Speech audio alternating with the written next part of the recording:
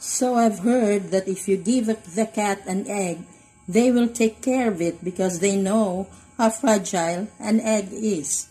Is this kitten taking care of the egg? This is Dinar. Dinar, are you taking care of that or playing with that? Biting. Dinar, I did it. Dinar. How about you, Rial?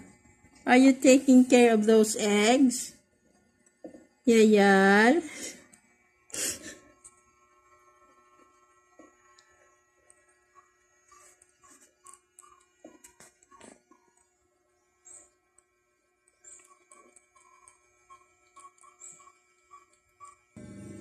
How about you, Gain?